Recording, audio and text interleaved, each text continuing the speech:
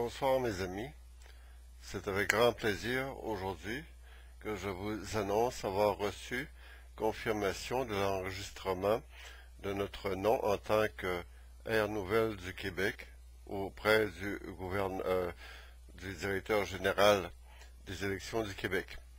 C'est une excellente nouvelle dans le sens qu'elle arrive beaucoup plus rapidement que la première fois que nous avions réservé un nom de parti, soit le Front national du Québec en 2012. Faut savoir qu'à ce moment-là, le directeur général des élections de l'époque avait pris un temps épouvantablement long qui nous avait reporté en pleine période électorale pour chercher à recruter des noms et faire en sorte que nous puissions faire naître le parti. Donc, la période étant différente, nous allons pouvoir œuvrer et réussir là où nous avions échoué antérieurement. C'est-à-dire pouvoir aller de l'avant et véritablement fonder notre parti. Le nom d'Air Nouvelle du Québec n'est pas une idée qui vient simplement d'apparaître, elle est même à l'origine de ma vision politique et elle remonte bien avant 2012, bien avant que nous voulions aller de l'avant avec un nom comme Front national du Québec. En fait, cela vient de l'idée du changement, un changement global. C'est une vision politique qui s'accommode fort bien de l'idée de lutte contre le nouvel ordre mondial et l'instauration d'une ère nouvelle pour le monde entier, mais particulièrement dans ce qui nous concerne pour le Québec lui-même. Nous pensons aller de l'avant définitivement au Québec, de façon à montrer l'exemple à toutes les nations qui ont les yeux fixés sur nous actuellement. Vous n'êtes pas sans savoir que les nouvelles circulent extrêmement vite à l'heure de l'Internet, et quand nous faisons quelque chose de bien ou de mal dans une nation quelconque, dans un pays quelconque, cela transcende et cela se divulgue aisément à travers le monde entier. Ça fait facilement les 5 continents, en autant que la barrière de langue puisse être simplement dépassée. On aura toujours quelque part, peu importe que ce soit des pays de langue française ou anglaise ou chinoise ou italienne ou espagnole, quelqu'un quelque part qui va traduire, qui va tenter de l'expliquer à ses compatriotes, qu'est-ce qui se passe en particulier au Québec. L'idée de vouloir faire une ère nouvelle au Québec, elle remonte, comme je l'ai dit, bien avant 2012. 2012 marquant la fin d'une époque et le début d'une autre, dans le sens que nous avions exposé une vision à la fois scientifique et spirituelle, dans le sens que le monde entier, à partir de, ou un peu avant ou un peu après le 21 décembre 2012, a été exposé par le centre de la galaxie à l'émanation d'une forte puissance d'énergie. Et la plupart des grands savants du monde vous le diront, vous l'expliqueront. Nous sommes bien en deçà de tout comprendre dans notre espace global, dans notre petit système solaire. Tout ce que nous pouvons savoir, c'est qu'au moment où nous nous parlons, beaucoup de choses changent, à commencer par notre environnement, notre climat, et tout est dû au réchauffement global, donc à la mauvaise conscience de ceux qui exploitent les richesses naturelles de notre monde et qui s'emploient à œuvrer à partir du charbon, des énergies fossiles, du pétrole, pour piller les ressources du monde et empocher davantage de profits aux dépens de la masse du peuple de toutes les nations du monde. Le Québec n'y échappe pas. Nous voyons fort bien et nous pouvons remonter extrêmement loin dans le passé, à partir même d'avant la Confédération canadienne, à partir des années 1830, 1840, le début de la grande révolution industrielle. C'est l'un des premiers pays, le Canada, qui à l'époque portait le nom de dont c'était une colonie de l'Empire britannique et dont c'est pratiquement en même temps que les États-Unis d'Amérique, qui venaient à peine depuis 70 ans de se libérer du carcan de l'Empire britannique et former une nation. Et donc, on développe l'énergie de la vapeur, mais donc pour utiliser cette vapeur, nous avons besoin de charbon. On commence donc à polluer l'air, l'eau et même la terre. Ce qui fait que le Québec, autant que les États-Unis d'Amérique, autant que le reste du Canada, subit un empoisonnement global de son environnement. Et la prise de conscience environnementale part un peu après cette période, quand on a commencé à s'apercevoir que de nouvelles maladies se développaient. Et on a vu qu'est-ce qui est arrivé durant la Première Guerre mondiale. On n'y reviendra pas.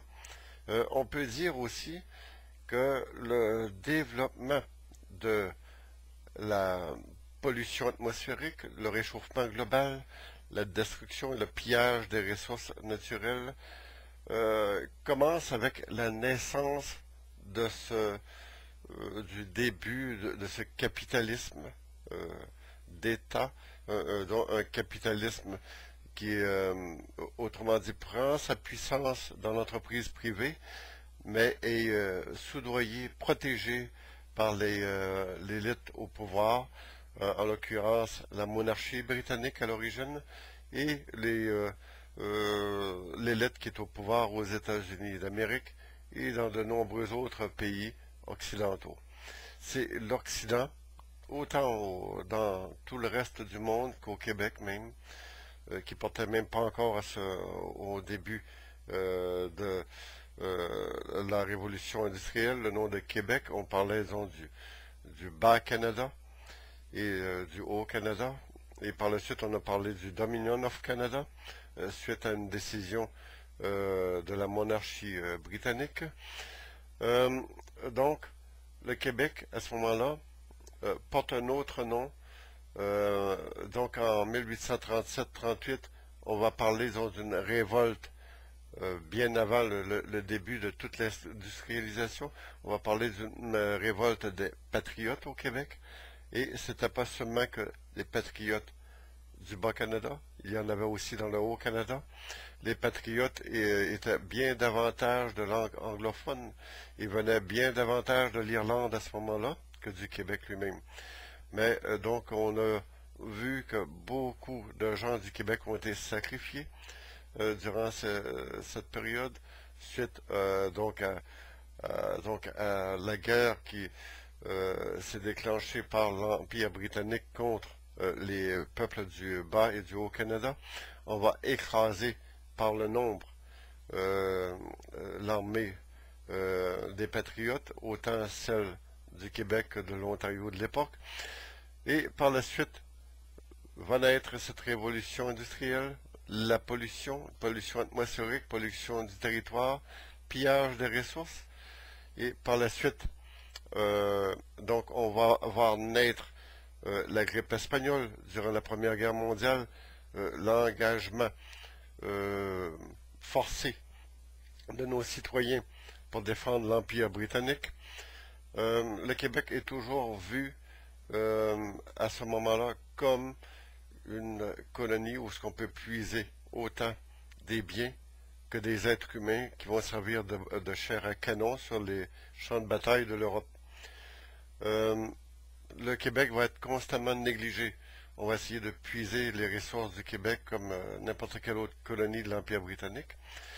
Et donc, ce qui est intéressant de noter, c'est le fait que jamais le Canada n'a été réellement une démocratie. Depuis la formation du Canada en 1867 jusqu'à nos jours. Vous noterez donc celui que l'on voit sur les billets de banque du Canada, John R. Macdonald, disait à l'époque que c'était une fort mauvaise chose que de permettre aux citoyens du Canada, particulièrement ceux du Québec, d'aller voter. Pourquoi? Parce que cela pouvait remettre en question le pouvoir de la monarchie. Il était plus britannique que les Britanniques eux-mêmes. Et pourtant, on en a fait un des pères de notre Confédération canadienne, Confédération canadienne qui n'en est pas une vraie, parce que par la définition, une confédération, c'est une union volontaire de plusieurs États. Alors donc, ce que l'on voit, c'est une centralisation de plus en plus prononcée de cette pseudo-confédération qui n'en est pas une, mais plutôt une fédération forcée de ce qui reste des pouvoirs de la colonie britannique. En fait, ce que la couronne britannique a fait, c'est qu'elle a délégué des pouvoirs à l'ensemble canadien pour se permettre, autrement dit, de continuer à monopoliser donc, le pouvoir de l'élite qu'on a au sommet de ce pays qui est plus ou moins un pays.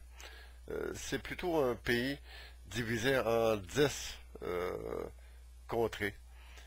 Et il y a des frontières à l'intérieur de ce pays qui sont bien marquées. Quelqu'un qui travaille donc comme électricien au Québec ou dans la construction peut peut-être aller travailler là-bas, mais c'est pas vrai pour les gens de l'Ontario qui viendront ici. C'est pas vrai non plus pour permettre à certains spécialistes et à certains médecins d'aller œuvrer en Colombie-Britannique. C'est pas tout à fait sûr. Les compétences ne sont pas retenues d'une place à l'autre. On voit très bien qu'on a une diversité, on a une nationalité différente, tout dépend de l'endroit où l'on va dans ce grand pays. D'autant plus que la majorité des terres de ce pays, pour ne pas dire 99%, ont été volées aux Premières Nations qui vivaient ici. Les Français, les Anglais et par la suite les autres nations qui se sont greffées à ce pays étaient des envahisseurs. Et ça empire à partir du moment où on crée véritablement en 1931 le fameux Dominion par déclaration de la monarchie. Ce fameux Dominion of Canada prédomine, considère que les terres sont siennes, ce sont toutes les terres de la couronne. On ne donne pas un espace réel, global, aux Premières Nations. On les met de côté. Ceci pour arriver à ce que est le Québec en 2016, c'est la continuité d'une colonie. Une colonie qui a été fondée par les Britanniques lors de l'invasion de 1760, et ça s'est continué dans le temps. Sous l'ère victorienne, ensuite il y a eu la déclaration de Sa Majesté pour donner naissance au Canada en 1867. Ensuite, ça se voit aussi par les décisions quand il fallait protéger l'Empire britannique et l'Angleterre telle quelle. Nos volontés, nos décisions arrivaient toujours en second et en troisième place. Ce sont les décisions prises à Ottawa qui primaient. Et c'était au départ les décisions prises par l'Empire britannique qui primaient tout le temps. Cela étant plus important que n'importe quelle décision prise dans nos parlements. C'est donc dire que si on regarde bien, le Québec est la dernière colonie survivante de l'Empire britannique. Nous n'avons même pas une constitution de l'État du Québec. Si nous sommes une confédération, nous ne sommes pas même un État dans cette confédération. Nous n'en faisons même pas partie suite au rapatriement de 1982 qui s'est fait en, par la trahison de la nuit des longs couteaux, où le Jean chrétien de l'époque, qui, comme on peut le noter, a fait le même office, le fameux chef norvégien durant la Deuxième Guerre mondiale qui avait vendu son pays à l'Allemagne nazie à l'époque. Euh, nous ne pouvons pas faire confiance en un pays qui nous met de côté et qui nous dit que nous sommes membres de cette confédération. Nous n'en avons jamais été. Pire, que tout cela part de la période de l'ère de Pierre Elliott Trudeau. Et nous sommes retournés à cette ère trudeauiste, cette ère mensongère, qui, pour se faire élire, a promis de légiférer sur la marijuana. Ça va commencer par cette petite drogue-là, ça ira même plus loin par la suite. On se souviendra que Pierre Elliott Trudeau, avec son bill Omnibus, avait été chercher le vote des homosexuels et de tout les laisser pour compte de l'ancienne société. Ceci en masquant le fait que nous n'avions aucun droit. Ceci s'est fait en 1968 et en 2016, nous avons la répétition des promesses de par l'élection en 2015 de ce Justin Trudeau qui, pour avoir les votes de la minorité musulmane, pas seulement que les votes, mais l'argent, l'appui financier, leur a promis plus de 25 000 possibilités d'adaptation dans notre pays qui a beaucoup à faire. Je parle non seulement du reste du Canada, mais particulièrement du Québec. On va permettre à l'envahisseur djihadiste de venir s'établir, mettons, à Sorel, mettons, à la Naudière, pourquoi pas à Repentigny où je reste, à Québec. On va leur donner des droits acquis que même les chômeurs au Québec n'ont pas. C'est une chose qui est inacceptable. Ce fédéralisme se meurt. Ce fédéralisme ne sait pas quoi inventer pour permettre la continuité d'un système corrompu. Comment peut-on prétendre être en démocratie quand nous n'avons toujours qu'un seul tour de scrutin et donc il n'y a pas de répartition proportionnelle des votes. S'il y a 20 partis, il s'agit d'avoir 6 ou 7% qui vont voter pour un parti, qu'il y en a beaucoup de gens qui ne vont pas voter suite au désintéressement de la politique. Beaucoup de gens s'en sont désintéressés au fil des années à cause particulièrement de l'enquête Normando. Et c'est tout à fait normal. Tout ce que l'on entend parler depuis quelques années, c'est de la corruption pure et simple. Or donc, quand on regarde bien, il y a un manque énorme au Québec. Premièrement, nous n'avons pas de constitution, ce qui ne nous protège nullement dans la constitution canadienne. Si au départ, en tant que province, vous savez que ce mot vient de l'Empire romain, lorsqu'ils envahissaient un territoire, ils en faisaient une province. Ça signifie en romain provinctis, pour les vaincus. C'est un territoire que l'on créait pour le peuple vaincu, pour l'administrer. On se nommait un gouverneur et c'était ainsi. C'est la même chose au Québec. Donc, on vit dans une province pour l'Empire britannique, la continuité du système corrompu. Ce n'est pas même une démocratie qui se respecte. On le voit très bien que Justin Trudeau s'est fait élire avec à peu près 32% des votes. C'est le troisième gouvernement libéral que l'on voit en peu de temps qui se fait élire avec moins de 32% des votes. Vous avez eu Philippe Couillard qui au Québec s'est fait élire avec 31% environ des votes. Et vous avez eu à la mairie de Montréal l'autre libéral corrompu. Nous parlons de Denis Coderre, qui sous la perspective de nous nettoyer la mairie, trop corrompu pour l'odeur ne s'en échappe pas, a donc abrigué et obtenu le petit potentat de Montréal, le petit sultanat de Montréal, on peut l'appeler ici, parce que lui aussi s'est fait élire en cherchant l'appui de plusieurs minorités musulmanes, entre autres, et l'appui des sionistes de l'ouest de Montréal.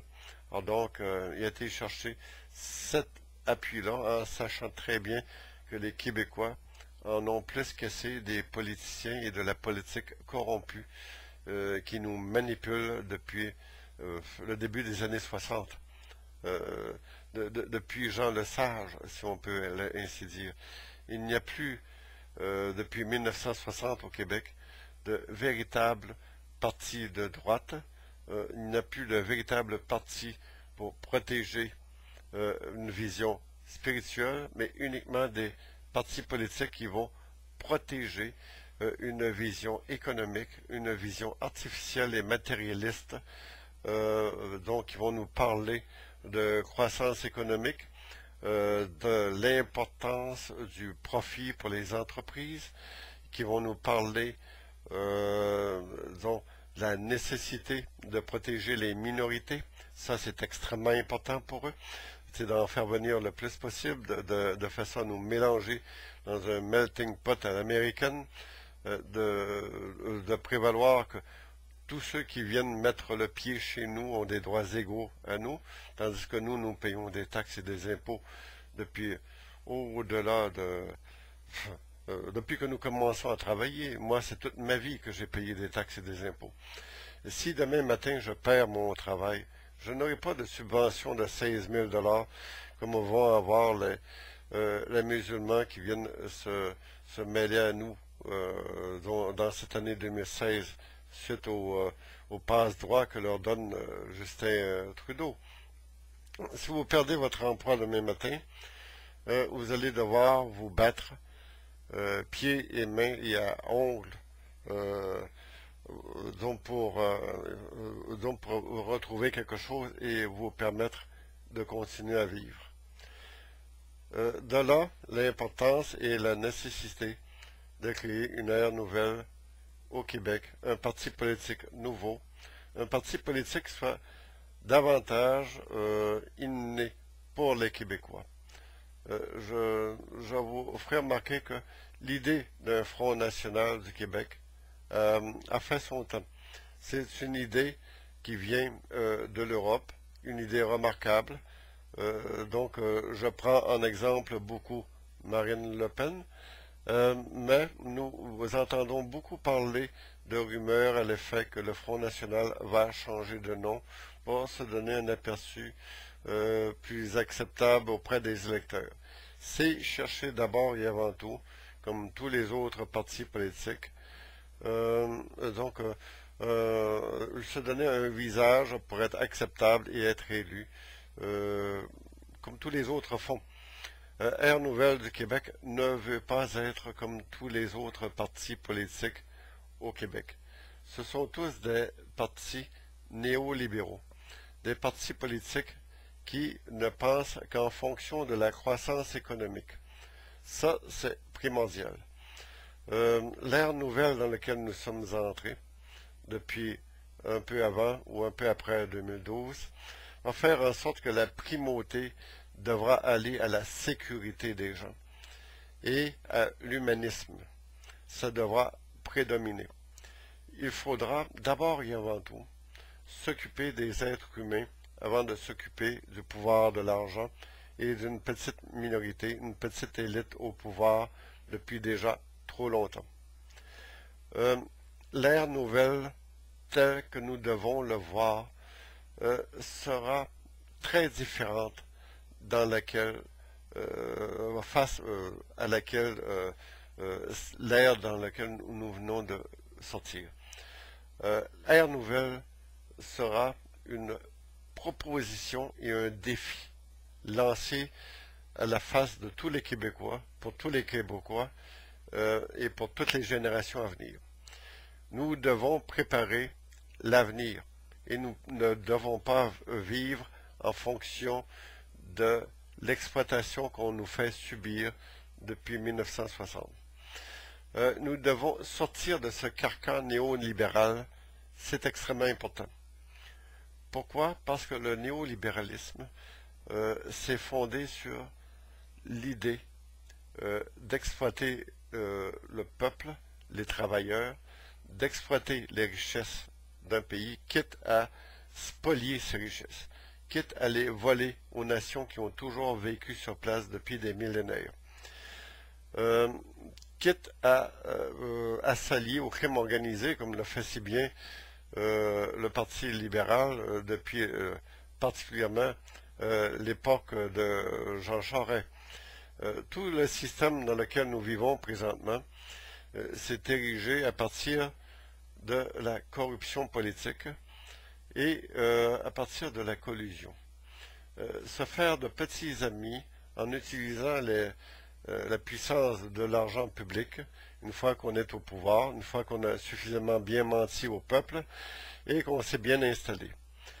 L'importance étant de s'organiser pour gérer au nom de ceux qui sont bien cachés derrière le rideau. Voilà. Ça, c'est important pour ces gens-là. Mais pourquoi pas, vont nous dire tous ceux qui gravitent autour du Parti québécois, pourquoi pas ne pas s'allier autour du même parti?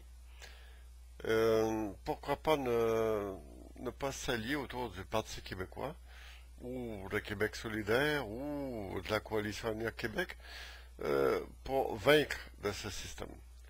Tout simplement, c'est que vous prenez les 4 partis qui sont représentés au Québec, à l'Assemblée nationale.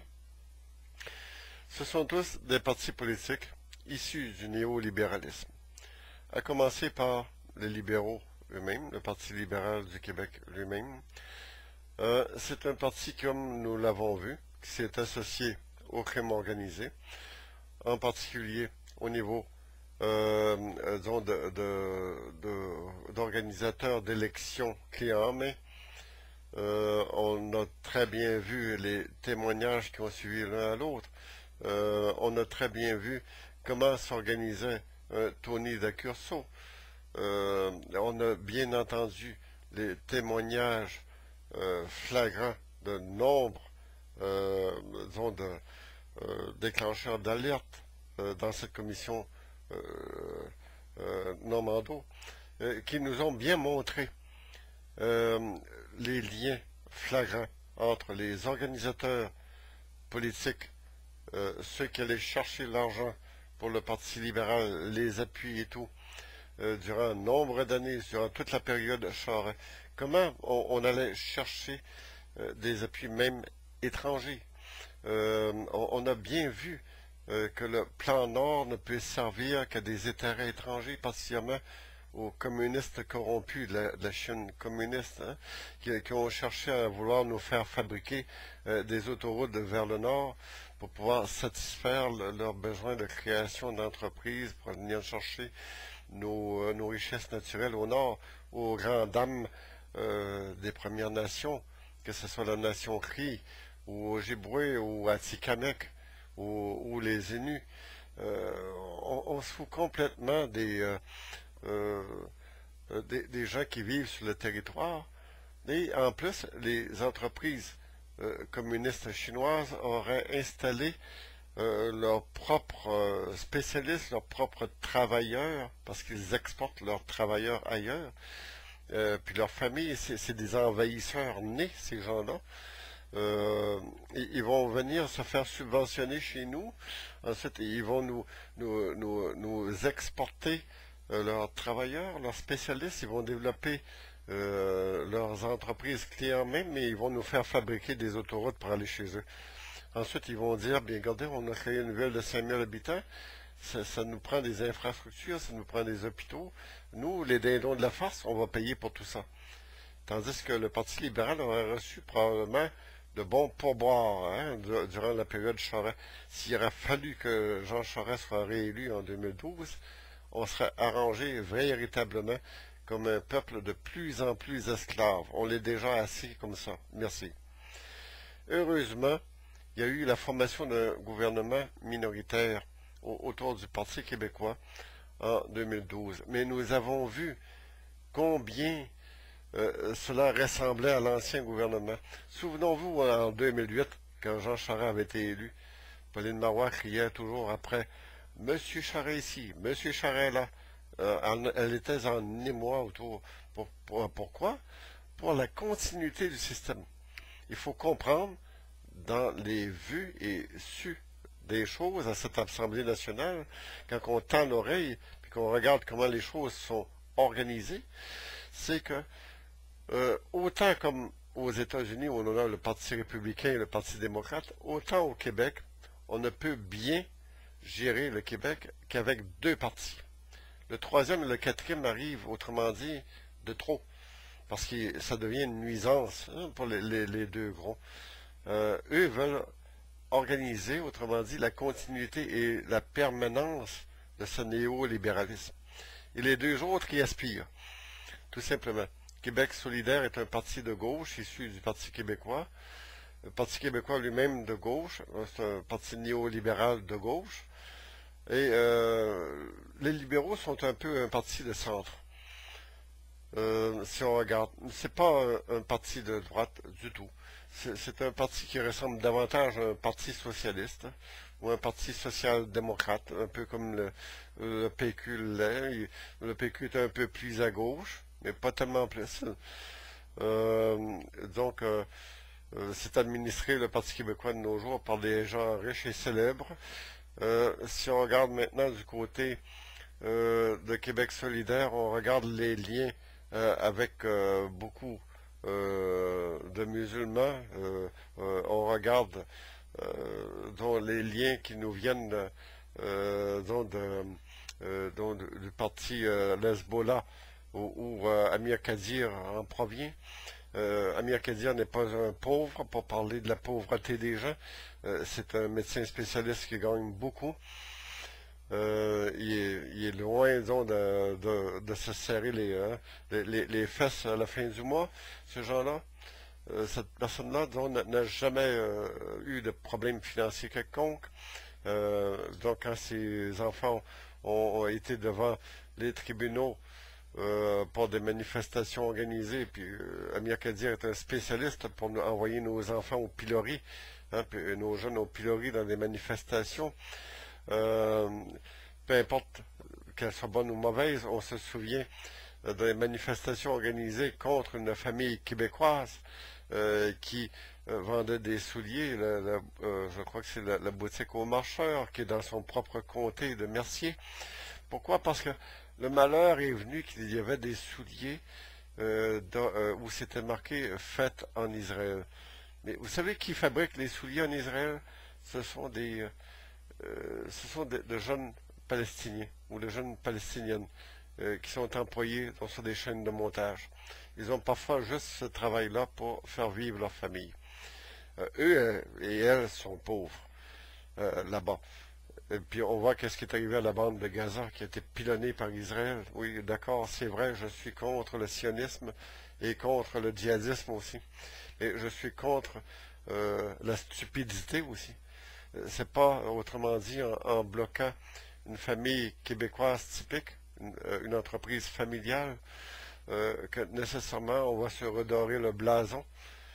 Ça a été, d'après moi, une erreur flagrante. Vous vous souvenez peut-être que le père d'Amir Kadir, qui est un ancien militant du Parti communiste du Canada, a milité et est sorti, le pauvre homme, c'est qu'il a plus que 70 ans, avec des pancartes au froid, avec un petit café dans le corps pour manifester contre une famille québécoise parce qu'ils vendaient des souliers qui lui étaient écrits dessus Made in Israel.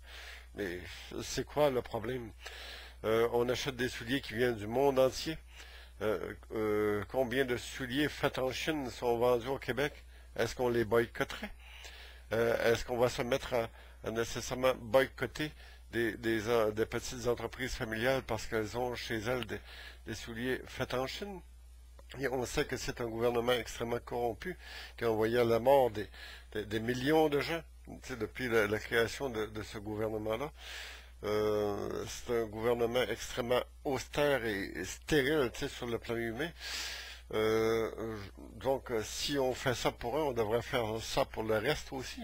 Finalement, on va se ramasser avec juste des sandales en hiver, finalement, parce qu'on ne fabrique presque plus rien au Québec, justement grâce au néolibéralisme.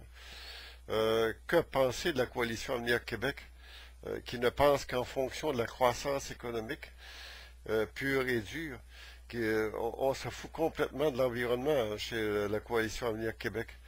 Ensuite, on vient se redorer le blason en essayant de dire, bien, on est maintenant nationaliste. Ils l'ont jamais été.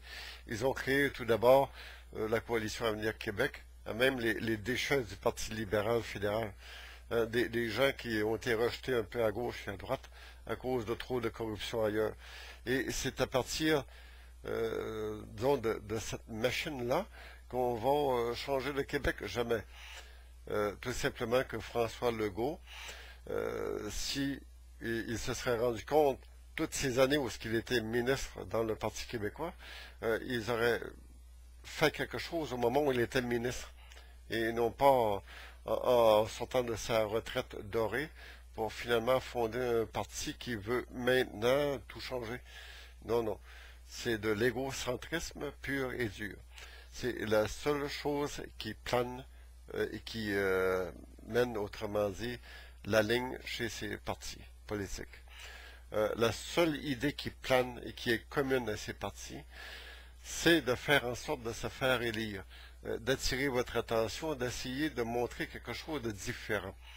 Tous ces partis politiques sont à bannir, à commencer par le Parti libéral du Québec, qui, advenant le cas où Air Nouvelle du Québec serait élu et formerait le gouvernement, ou que le système s'écroule.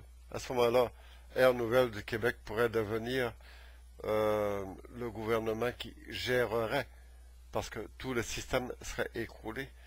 Nous allons mettre de l'avant une équipe d'hommes et de femmes suffisamment polyvalente et polyvalents pour nous permettre de gérer ne serait-ce qu'un gouvernement, autrement dit de transition, pour permettre la possibilité que le Québec devienne autre chose qu'une simple colonie britannique à l'intérieur de l'Amérique du Nord, diminuer dans ses capacités par des gens qui ont vu leur pouvoir donné par, comment on dit, par délégation de par la monarchie britannique. On l'a bien vu sur Stephen Harper, qui a fait enlever tous les portraits d'artistes de la Chambre des communes pour les remplacer par de magnifiques portraits de la reine, faits en Alberta ou en Colombie-Britannique par de vrais artistes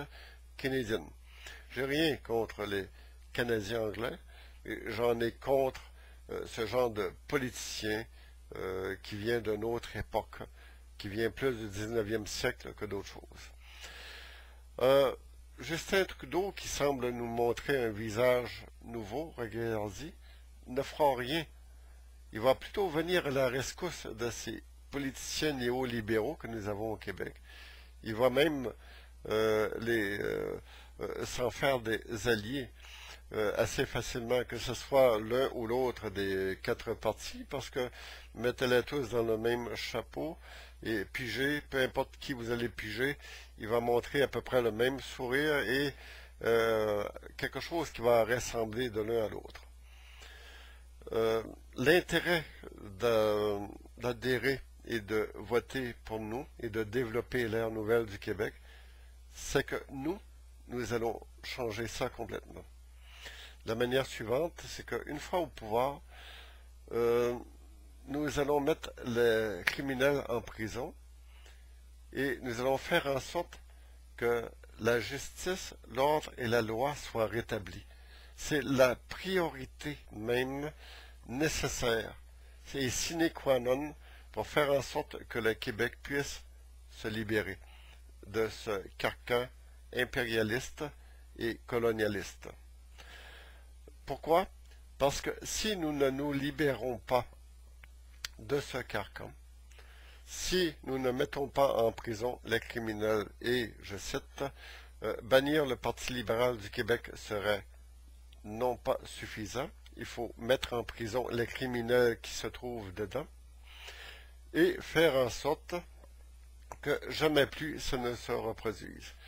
Tout simplement en faisant une enquête publique sur toutes les sommes qui ont été chapardées et pillées, toutes les réserves naturelles qui ont été chapardées et pillées, faire en sorte que nous ayons des lois pour aller chercher avec une main de fer l'argent qui a été placé dans des paradis fiscaux, quitte à leur déclarer la guerre s'il le faut, mais nous allons aller chercher ces sommes d'argent pillées et volées. Nous ne laisserons personne au-dessus des lois. La loi va être primordiale. Que nous ayons chercher ce qui est pillé à l'étranger ou chez nous, mais nous allons aller le chercher, là où il est. C'est pas parce que Philippe Couillard a placé de l'argent sur l'île de Jersey que l'argent est inaccessible. C'était, il va dire, son salaire, mais il doit de l'impôt dessus, qu'il n'a jamais payé. Est-ce que quelqu'un qui a volé est au-dessus des lois parce qu'il est premier ministre et qu'il s'est arrangé pour que les urnes de bulletins de vote soient transférées de l'une à l'autre, des bonnes aux mauvaises et des mauvaises aux bonnes? Les bonnes, on les met où? Chez McDonald's, comme celle qui a été trouvée? Ou donc on fait disparaître, je sais pas moi, en faisant du ciment dans des solages pour que, ou en les faisant brûler dans des incinérateurs pour être sûr que les bons bulletins de vote ne reviennent plus jamais, mais que les bons libéraux bulletins de vote puissent servir dans l'élection avec 31% des votes d'un gouvernement Couillard majoritaire. Si c'est ça la démocratie, cherchons le problème où il est et réglons-le. Nous pouvons régler le problème en écrivant une constitution de l'État du Québec, en rétablissant l'ordre, la loi et la justice. Ça se fait aussi en créant une constitution de l'État du Québec. Que par la suite, les citoyens veulent former un État indépendant en Amérique du Nord qui porte le nom de l'État du Québec ou la République nationale du peuple du Québec, ça devient le droit des citoyens à donner ce mandat-là par consultation. Que nous fassions une élection ou un référendum dessus, c'est du pareil au même. Mais je préfère une élection à ce niveau. Je pense que du jour au lendemain, ce n'est pas nécessairement des élections qui vont permettre au Québec de rétablir l'ordre, la loi et la justice. C'est la prise en main par eux-mêmes, par chacun d'entre nous, et avec une petite dose de courage derrière le crâne, entre les deux oreilles, se relever la colonne vertébrale, et un bon matin, mettre son pied à terre et dire « Ce matin-là, j'en ai assez. J'en ai assez de cette corruption qui n'arrête pas et qui s'étend partout autour de nous. Et nous allons mettre notre pied à terre et nous allons marcher tous ensemble sur cette Assemblée nationale et demander la démission de la totalité de cette Assemblée nationale, de manière à installer un comité consultatif du peuple, et c'est ça qui devrait être. Un comité consultatif du peuple pour demander à l'ensemble des gens des suggestions sur la nouvelle constitution de l'État du Québec, parce qu'il n'y en a jamais eu une, donc ça va être une très nouvelle, et par la suite définir ce qui a le droit et ce qui n'a pas de droit. Par exemple, un criminel qui vient d'ailleurs n'a plus le droit de voter ici. On lui montre la porte de sortie. Restaurer, autrement dit, le droit public, c'est essentiel, particulièrement pour aller voter. Quand on pense qu'à la dernière élection, il y a des milliers de gens qui sont venus, probablement de Cornwall en Ontario, ou d'un peu partout, du Manitoba jusqu'en Alberta, pour venir voter dans notre élection au Québec. Est-ce qu'on ferait ça, nous? Est-ce qu'on serait assez idiots pour perdre notre temps pour aller voter, je sais pas moi, en Alberta? Je vois pas l'intérêt que nous en aurions. Mais le reste du Canada, mobilisé par l'impérialisme et les néolibéraux, particulièrement les libéraux fédéraux, ont tout l'intérêt, toute l'importance de s'occuper de nous. On s'occupe de nous en élection au Québec et nulle part ailleurs. L'importance est de venir s'occuper de nous pour nous dire qu'on nous aime lorsque c'est le temps, et après on nous oublie. Comme on l'a vu au dernier référendum. Ils sont tous venus nous dire que nous aimaient, et puis le surlendemain, ils brûlaient le drapeau du Québec au milieu des rues de Cornwall. Est-ce que c'est ça qu'on veut encore? On veut passer encore un autre tour de roue au système corrompu. On sait très bien que les élections sont complètement arrangées avec le gars des vues, comme on dit. Et on n'a plus rien à attendre de respectable et de respectueux de ceux qui trafiquent les élections au Québec et qui arrangent les élections.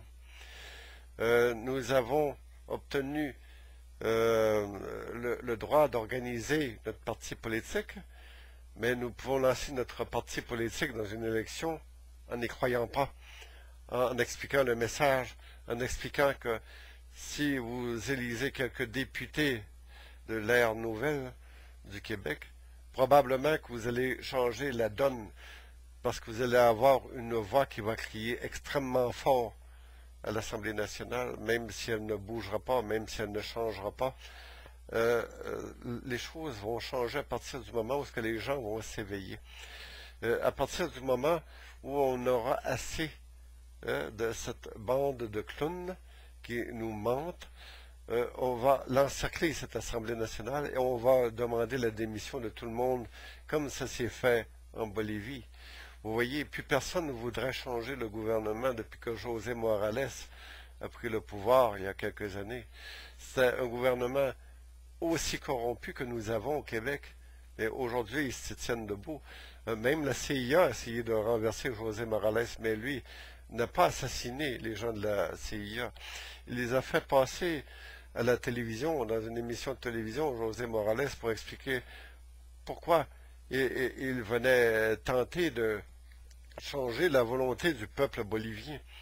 Et José Morales nous a simplement demandé de ne plus revenir en Bolivie, qu'il leur donnait la vie sauve, mais qu'il les retournait aux États-Unis en donnant le message aux autres de ne plus tenter d'aller contre la volonté du peuple. C'est la même chose que nous avons à faire au Québec. Nous avons à prendre comme exemple José Morales, mais aussi Gandhi, qui a été un grand moralisateur et un grand philosophe, un père bâtisseur de l'Inde actuelle, même si l'Inde actuelle est rendue extrêmement corrompue. Au moment où il faisait ses grèves de la faim, Gandhi, il a mobilisé des millions et des millions, des centaines de millions de gens. On n'a qu'à relire l'histoire et à voir comment la grève, la marche du sel, cette grève de tout un peuple a fait s'effondrer le système colonial britannique en Inde. C'est la même voie que nous devons suivre au Québec. La pire chose qui puisse nous arriver, c'est de perdre la vie. Mais est-ce qu'ils vont tirer sur 1000, 2000, 5000 personnes qui marchent autour du Parlement à Québec et qui demandent la démission de ce gouvernement corrompu? Jamais. Il s'agit simplement de prendre conscience de la force que nous avons à l'intérieur de nous. Il s'agit de prendre conscience de la volonté intrinsèque que nous devons avoir en nous, croire en nous, et se lever debout un bon matin et chasser la peur intérieure. Vous savez, le courage, c'est de faire quelque chose qui nous fait peur. Le courage. Si il n'y aurait jamais eu de gens courageux, il n'y aurait pas eu, autrement dit, à une certaine époque, des gens pour affronter l'Empire britannique. Gandhi s'est levé un bon matin et il a pris dans son maigre paillasson, ce qu'il abriait à peine, parce qu'il était presque nu, Gandhi. On disait même qu'il ressemblait à un spectre nu. Chez les journalistes anglais qui voulaient mal le dépeindre. Il n'avait pas peur, même s'il était âgé, de marcher au-devant des jeunes qui le suivaient et qui étaient fiers de suivre Gandhi. Seulement qu'à revoir les vidéos de Gandhi de cette époque, ça donne le frisson de voir comment cet homme pouvait se tenir droit debout. Il y a eu d'autres hommes semblables au fil de l'histoire qui ont montré une droiture, une force de caractère énorme. En Colombie, par exemple, un homme qui s'est fait tuer, mais qui a marché debout. Eliezer Gaitán, hein, le grand chef d'État colombien, qui s'est mobilisé contre le crime organisé. Donc, on a attendu qu'il sorte de l'Assemblée nationale colombienne pour l'assassiner en pleine rue. Même chose, par la suite, on a vu que la Colombie a sombré dans la puissance des cartels de la drogue. Même chose pour Juan Domingo Perón.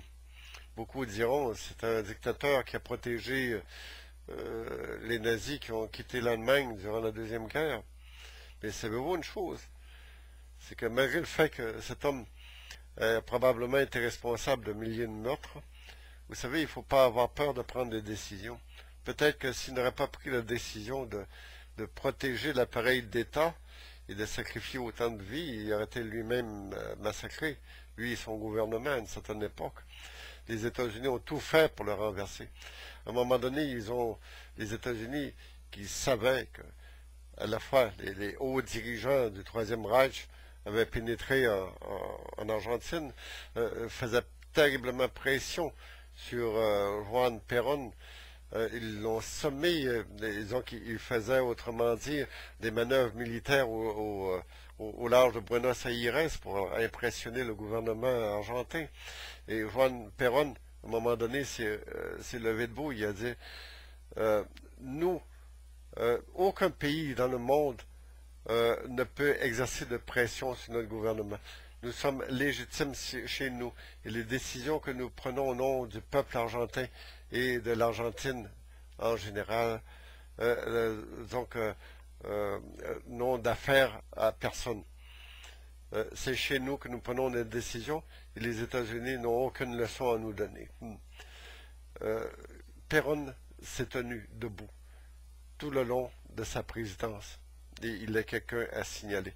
Il y a de nombreux autres hommes d'État. On peut même parler de Benazir Bhutto, qui a été assassiné donc à son retour au Pakistan. Vous savez que c'était la première femme de pays musulman à être élue présidente. Elle est extraordinaire, cette femme. Mais on sait que c'est une conspiration qui provenait probablement tout droit. C'est des bureaux de Sarkozy en France qui ont fait qu'elle a été exécutée par l'intermédiaire de djihadistes, des mercenaires djihadistes qui l'auraient assassiné. Il y a beaucoup de choses que l'on peut faire avec le courage. Il n'y aurait personne qui risquerait leur vie à aller dans l'espace s'il n'y aurait pas d'hommes courageux. Il n'y aurait pas eu de Charles Lindbergh pour traverser l'Atlantique en avion, en solitaire. il n'y aurait pas eu de Thor et Heyerdahl pour traverser le Pacifique pour prouver que les anciens Incas ont pu venir de l'océan, de la Micronésie ou de Rapa Nui. Euh, c'est tout cela, le courage. Le courage, ça naît de l'intérieur de nous. Et on ne va pas le chercher chez des politiciens euh, menteurs et corrompus comme nous en avons au Québec, que ce soit de l'un ou de l'autre, des 4 partis qui sont là, ils sont tous à bannir et à mettre en prison. Vous savez cela? Et ils sont tous corrompus, ils vous ont tous menti pour gérer, pour se faire élire. Ils ont tous des vues semblables. Moi, même si je ne suis jamais élu, je propose une alternative à la corruption. Je propose de rétablir la justice, l'ordre et la loi. J'en fais ma priorité absolue. Elle est une priorité fondamentale si on veut libérer le Québec, si on veut qu'il devienne un pays. Comment peut-on devenir un pays si on vit sous le joug de tyrans qui nous proposent des paradis artificiels comme la drogue ou la prostitution en le légalisant, en faisant. Déjà, il y a le jeu, il y a les casinos qui ruinent des familles entières. En tant que tel, quelles seraient les promesses de réalisation que permettrait l'ère nouvelle du Québec? En voici quelques-unes.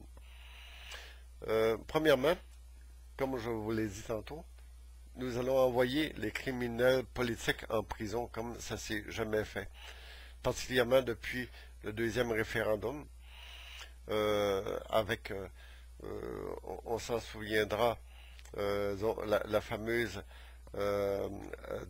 affaire des détournements de fonds qu'il y avait eu pour nous faire avaler le petit drapeau canadien ici et là, le scandale des commandites, bien sûr. Donc, depuis surtout cette période tragique du second référendum, on va envoyer tous ceux que l'on pourra en prison. Dans tous ceux qui nous ont volé de l'argent, on va aller chercher l'argent là où elle se trouve, quitte à saisir les propriétés, saisir des comptes de banque, qu'ils soient au Québec ou à l'étranger, que les propriétés soient à Las Vegas ou ailleurs, on s'en fout complètement. On traînera des pays donc en cours de la haie s'il le faut, donc pour se faire valoir.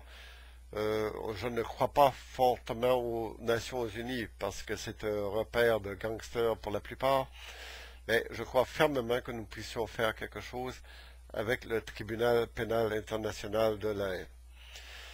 Parce que nous avons affaire à des criminels sérieux ici au Québec. Donc, là où l'argent se trouve, là où l'argent a été volé, on va aller le chercher. Et les criminels iront en prison. Nous ferons bâtir de nouvelles prisons s'il le faut, ça créera de nouveaux emplois. Mais une chose est sûre, c'est qu'on ne traînera pas longtemps ces gens-là devant les tribunaux. On va changer les règles du jeu. On va appeler par leur vrai nom les vrais crimes.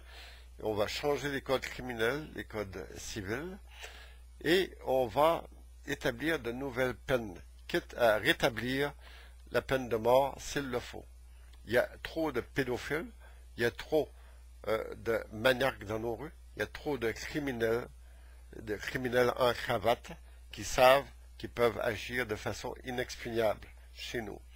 Nous allons mettre de l'ordre là-dedans, ça c'est très clair. Réformer le code criminel, le code civil. Ensuite, rétablir les lois telles qu'elles devraient être et les crimes, les appeler par leur vrai nom. Quand on appelle à la haute trahison contre le peuple, quand on appelle un crime économique contre le peuple, c'est des crimes qui coûtent cher en vie humaine, parce que lorsque vous travaillez, vous consacrez du temps de vie à ramasser une somme d'argent, même si l'argent n'achète pas tout. Ça, c'est un point. Autre point, rétablir l'environnement. Ère nouvelle ne permettra plus que l'on salisse l'environnement, que l'on détruise l'environnement, que l'on pille le territoire des Premières Nations, comme cela se fait particulièrement depuis la période après Duplessis. Durant la période de Duplessis, nous avons vu que Duplessis avait vendu les minéraux, le fer du Québec à 3 sous la tonne à l'Iron Ore. Et l'Iron Ore, on s'en souviendra, avait eu un très bon défenseur, un excellent avocat du nom de Brian Mulroney. C'est curieux de voir comment l'histoire se suit pour ces gens-là. Ces néoconservateurs qui se suivent par la suite sous l'égide de Stephen Harper se foutent éperdument de l'environnement et du bien public et de ce qui appartient aux Premières Nations. Vous voyez comment est-ce qu'ils ont souillé le nord de l'Alberta? Imaginez quand il va falloir rétablir l'environnement dans ses droits, rétablir exactement, puis c'est une règle, c'est du nord de l'Alberta. Les compagnies pétrolières doivent remettre le territoire dans l'état qu'il était avant. Ils ont sali des centaines de kilomètres carrés, ils ont à peine rétabli 2 ou 3 kilomètres carrés, et puis ça a été fait vite. On peut croire que la facture va être beaucoup plus salée que les profits qu'ils ont faits. Ça, croyez-moi. Parce qu'on souille 10 barils d'eau pour un baril de pétrole qu'on produit à partir des sables bitumineux. C'est la méthode la plus polluante qui existe pour produire du pétrole. Croyez-moi. Continuons de la sorte. Qu'est-ce qu'on a à promettre? On a à promettre ça, l'environnement et une vie meilleure. Je ne promettrai jamais, quand on est sur le bord d'une des pires crises économiques de l'histoire humaine qui s'en vient. Vous savez que le plafond de la dette américaine, il va falloir la réévaluer dans peu de temps.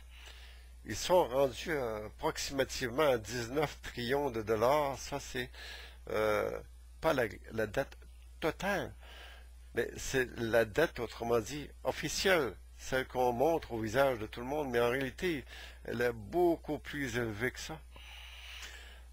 Vous savez qu'il y a des trillions de dollars qui ont disparu des budgets de l'armée américaine. Ils sont encore en train de chercher. Ils ont même été obligés de créer une commission pour surveiller ceux qui enquêtaient, parce qu'ils négligeaient beaucoup de choses, entre autres, entre guillemets.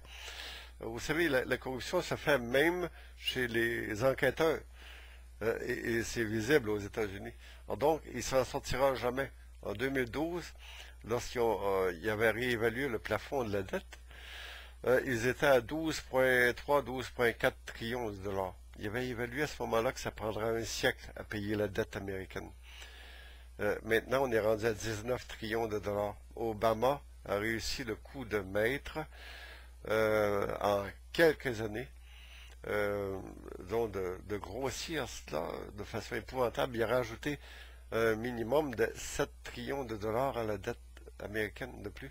Vous voyez, quand le plafond va tomber sur la tête des Américains, je pense que la secousse va se faire entendre à Ottawa et jusqu'ici aussi. Déjà, la crise financière est commencée au Canada par le gonflement de la crise immobilière. La grosse bulle immobilière est déjà commencée à Vancouver. Tout à l'heure, elle va être rendue chez nous.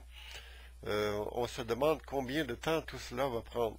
C'est une question de temps, peut-être au maximum de mois, mais on va finir par être touché sérieusement.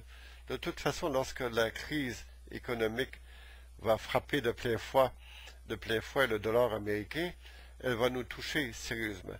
Et vous savez que déjà, il y a 9 États américains où ils ont évalué que s'ils sortiraient de l'Union américaine, leurs citoyens vivraient beaucoup mieux qu'en restant dans la Fédération américaine, c'est-à-dire dans les États-Unis d'Amérique. C'est tout dire. Ceux qui croient que les choses ne changeront jamais croient encore au Père Noël. les choses sont en train de changer radicalement. Vous voyez, ils ont des événements climatiques extrêmes provoqués par la pollution de l'être humain, particulièrement due au capitalisme américain. C'est pas fini. Ça va se continuer, ça va empirer d'année en année. Un jour, on aura d'immenses tornades qui monteront jusqu'au sud de la Gaspésie, puis on se demandera, mais comment ça se fait que la côte nord est si ravagée par d'immenses vagues comme ça? Déjà, elle se détruit, la côte nord, et les gens qui vivent sur la côte nord voient très bien leur littoral se détruire. Depuis quelque temps déjà, on a vu qu'il y a des pans de roches qui s'écroulent, du rocher percé en Gaspésie. Tout à l'heure, c'est l'ensemble du bloc qui va s'écrouler.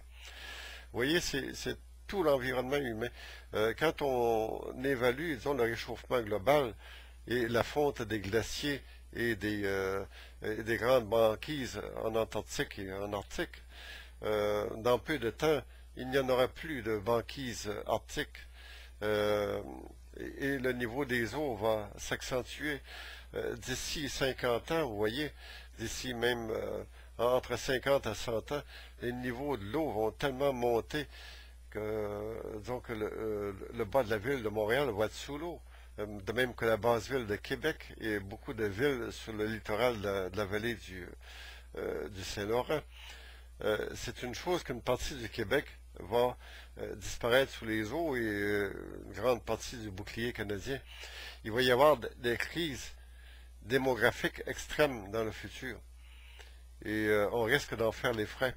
C'est la raison pour laquelle nous devons garantir d'abord et avant tout notre sécurité interne, se doter d'un État libre et démocratique, se débarrasser de la gangrène qui contrôle les partis politiques actuels à l'Assemblée nationale, congédier l'ensemble des hauts fonctionnaires, et c'est l'une des promesses que je vais vous faire si l'ère nouvelle du Québec est élue ou prend le pouvoir.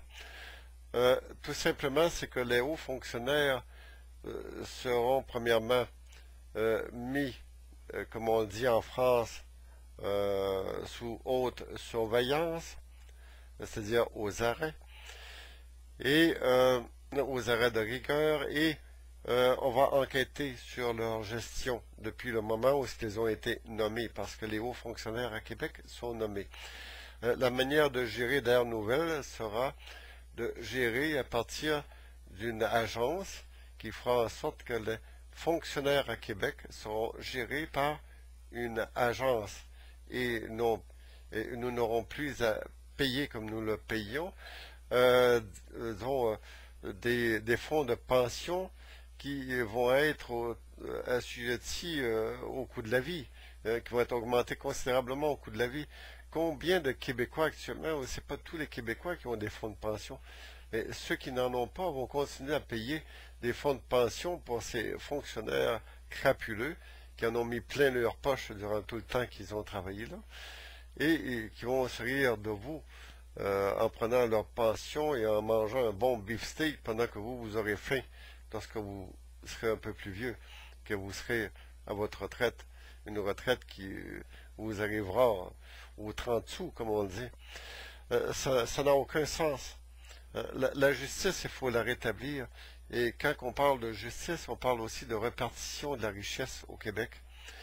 Je ne veux pas parler de créer un État communiste au Québec. Je parle d'un État national, socialiste, un État nationaliste, puissant, peu importe ce que les citoyens et citoyennes décideront, s'ils veulent créer un État libre et indépendant qui portera un nom d'État du Québec ou de République nationale populaire du Québec, ou si on veut continuer à partager la vie de cette fausse confédération canadienne. Cette confédération canadienne qui continuera de nous mentir, d'essayer d'empiéter sur nos valeurs et nos droits, avec des Justin Trudeau à la manque, qui vont nous trahir comme nous ont trahi les Pierre Elliott Trudeau, les gens chrétiens de ce monde, les Jean Charest aussi, qui ont été un cadeau empoisonné de Jean Chrétien. Souvenons-nous que c'est Jean Chrétien qui a soudoyé Jean Charest, qui s'est retrouvé avec une fabuleuse belle maison à Westmount en revenant au Québec pour devenir chef du Parti libéral du Québec, alors que tout le monde n'en voulait plus du Parti libéral du Québec. C'est un cadeau empoisonné. C'est ça l'héritage de Jean Chrétien, Jean Charest, John James Charest, pour ainsi dire, de son vrai nom. Un nom inventé, c'était Jean Charest. Que pouvons-nous penser pour l'avenir maintenant? Sinon espérer. Espérer qu'il y a beaucoup de gens qui vont se joindre à un mouvement pour réformer le Québec. Réformer et fonder une constitution de l'État du Québec. Peu importe ce que les citoyens décideront par la suite. Même si Air Nouvelle ne remplit qu'un rôle de transition entre le système corrompu actuel et l'avenir des générations nouvelles et à venir du Québec. En proposant un plan social d'union, d'unité nationale entre les Premières Nations, la nation québécoise telle qu'elle, et la nation métissée du Québec. Ce sont elles les nations de base. Par la suite, nous avons à penser aux autres Québécois qui sont de langues différentes. Il y aura dans ce Québec, dans cette constitution de l'État du Québec, une langue nationale qui s'appellera le français. Il y aura des langues secondaires comme en Suisse qui font aussi partie des langues nationales. Mais on va leur donner clairement le nom de langue secondaire. Et il y aura les langues des Premières Nations. Il faut se souvenir que les Premières Nations ont une culture, un héritage aussi, et nous avons à la partager. Nous devons penser qu'ils ont des droits sur leur territoire. Et le territoire des Inuits, le territoire des Inuits, le territoire des Atikamekw, nommez-le les Micmacs, doit être protégé. Ils ont à délimiter leur zone d'influence. Ils ont droit à leur drapeau, en autant que leur drapeau côtoie celui du Québec. Ils auront aussi des devoir de fournir des militaires pour défendre nos frontières, devoir d'assistance militaire, toujours. C'est clairement une chose qui doit être définie dans une constitution de l'État du Québec. Les droits, les devoirs, le Québec, comme on voit son drapeau derrière moi, on a une croix blanche et des fleurs de lys. Est-ce que parce qu'il y aurait trop de djihadistes qui sont venus ici par la permission de Justin Trudeau qu'on devra enlever le symbole religieux qu'est la croix blanche parce que ça va choquer le regard de ceux qui ont des droits égaux, comme le dit si bien Justin Trudeau, le petit pète, qu'on devra enlever notre croix blanche de notre drapeau du Québec, ou à moins que nous préférions le drapeau des patriotes, qui est aussi un drapeau valable, puisque des gens sont morts pour ce drapeau, pour cette fierté, parce qu'ils avaient du courage derrière eux aussi. Ils se sont levés debout un bonjour, les patriotes, ils ont dit « Assez, c'est assez ». Hein? Ils n'en voulaient plus de cette corruption de l'Empire britannique, et c'est pour les mêmes raisons qu'Air Nouvelle du Québec se lève aujourd'hui et vous invite à joindre ses rangs. Parce que nous n'avons pas fini de parler et nous n'avons pas fini d'écrire sur ce sujet. Alors donc, je vous invite à venir avec nous, à devenir membre d'Air Nouvelle du Québec pour fonder ce parti politique. Et nous savons que Air Nouvelle du Québec, un jour, aura en main la destinée, non seulement du Québec français, mais aussi du Québec, de toutes les Premières Nations qui vont se joindre aux Québécois français dans une unité nationale pour faire en sorte que nous restions fiers et forts, unis pour la patrie. Merci et à la prochaine émission. Aujourd'hui, nous parlions de la naissance de notre parti. Merci beaucoup. À la prochaine.